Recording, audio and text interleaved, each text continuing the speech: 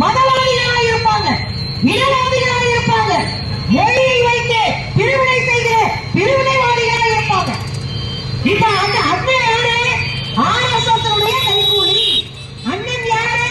BJP மவுத் piece. அண்ணன் யாரு? சங்கிகளுடைய அடியாள்.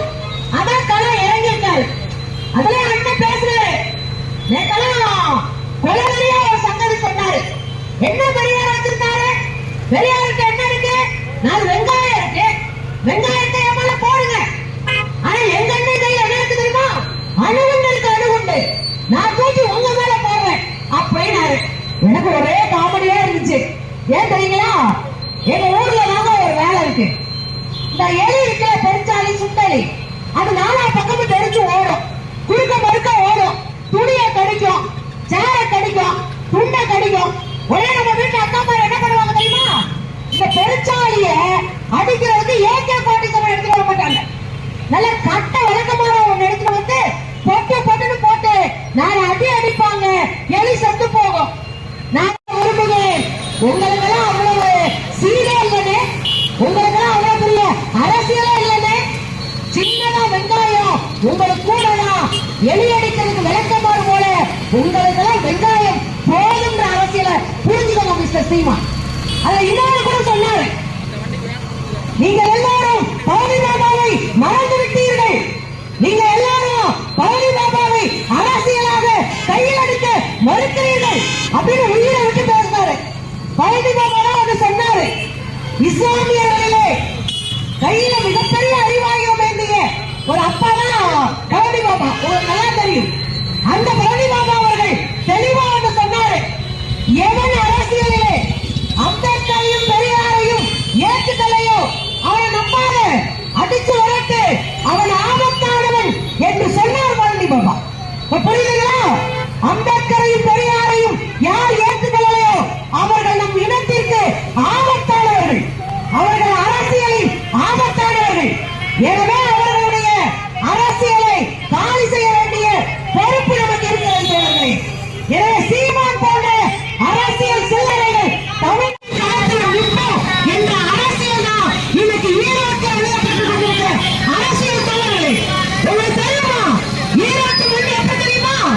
2 நாளைக்கு முன்னாடிங்க ஒரு 80 வயசு அம்மா தான் கடைக்கு முன்னாடி நிற்கிறாங்க.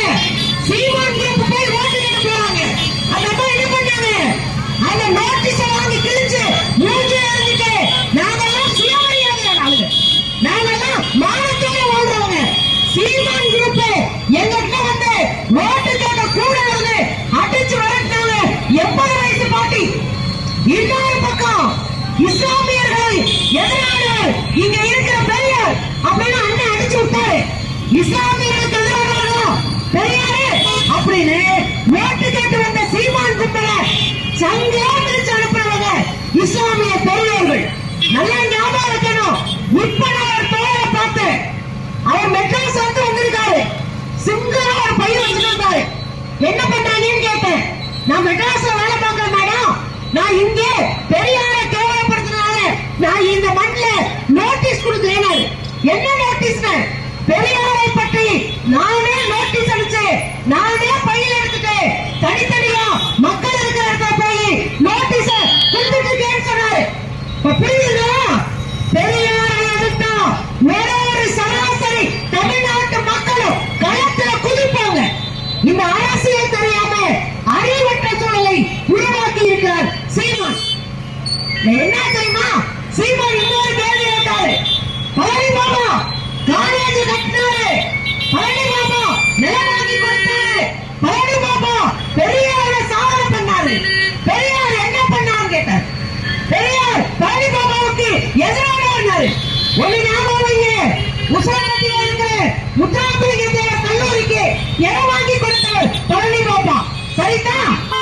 ஆனா அந்த கல்லூரி கட்டி முடிச்சோடனே திறந்து வச்சது தந்தை பெரியார். அதைத்தான் பழனி பாபா செஞ்சார். ஒரு கல்லூரிக்கு நிலம் வாங்கி கொடுத்து அந்த கல்லூரி கட்டப்பட்டதோ கல்லூரியை திறக்க வைத்தவர் பெரியாரை கொண்டு பழனி பாபா செஞ்சார். உனக்கு நெஞ்செழுத்து இருந்தா தைரியமா வந்து எங்க கூட பேசு அப்படின்னு கூப்பிட்டா முதலமைச்சர் வரணுமா? நீ ஒரு வெட்டி பையன், நீ ஒரு வீணா போனவன், நீ ஒரு சுரண்டல்வாதி, உனக்கு பொழப்புல ஓரமா உட்கார்ந்துருப்ப, எல்லாரும் வந்து உன்கிட்ட பேசுவாங்க. முதலமைச்சருக்கு வேலை இல்ல, முதலமைச்சருக்கு வேலை இல்ல. நான் கேட்கிறேன், அவர் தமிழ்நாட்டு மக்களை இந்த RSS பயங்கரவாத கும்பல் தந்து என் தமிழகத்தை காப்பாற்ற போராட்டத்தில் இருக்காயா? ஒரு மாதிரியா இருக்காரு, போராட்டத்தில் இருக்காரு. தமிழ் நிலத்தை, இந்த மண்ணை, பகுத்தறி பாதையை தலைநிறுத்தி கொண்டு போனது முதலமைச்சர் தான். வாங்க பேசலாம், வாங்க பேசலாம். முதல்ல சீமான் உன்னை தெரிஞ்சுக்கணும். நான் வரமாட்டேன் உங்களை பேச. ஏன்னா நீ ஒரு முட்டாள், நீ ஒரு அறிவற்றவர், நீ ஒரு வாட்ஸ்அப் வதந்திகளை எல்லாம் வரலாறு நம்புறவ. நாங்க படிச்சவங்க, நான் டாக்டரேட் படிச்ச பேராசிரியர், நானும் வந்து உங்களை பேச முடியாது.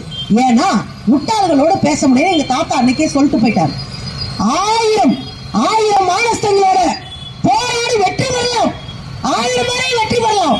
ஆனா ஒரு மானங்கட்டவனோடு போராடி வெற்றி பெற முடியாது என்று அன்னைக்கே தந்தை பெரியார் சொன்னார். அதைத்தான் இன்னைக்கு நாங்க எதிர்பார்த்துட்டு இருக்கோம். 1000 மானஸ்தங்களோட சண்டை போட்ட நாங்க சீமான் என்கிற ஒரு மானமே இல்லாத ஒரு சூனிய